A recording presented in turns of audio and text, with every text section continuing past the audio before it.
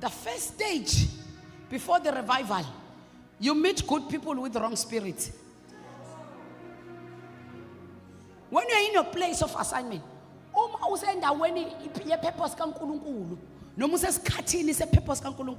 will meet good people, but with wrong spirits. Now this is when you learn to discern spirit. Because i-revival ayikwazi ukufika ungakabi umuntu okwazi ukuhlola umoya.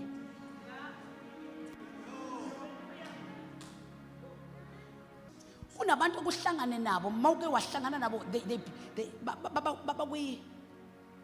wabafaka ama-chambers akho, waba yi-cycle nabo.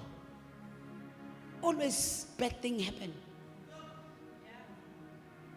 because of the spirits they have. You meet good people, but they have wrong spirits. Kunomuntu onomoya wokuxabanisa. Umoya, a spirit. Esikuye.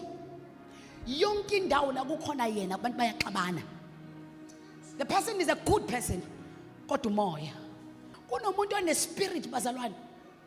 Se poverty.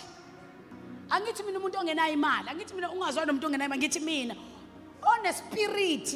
Umuntu uyaba nemali enomoya. You meet right people, but wrong spirits. They are good people. They are very good people. They are kind people, but they have a wrong spirit. God and say Macedonia. So na say Macedonia kenzeka. Bengicabanga ukuthi ngibalekiswe eMisha ngoba eMacedonia kuyindawo right. Hey, kanti kuyenzeka nase Macedonia kube khona good people with wrong spirits.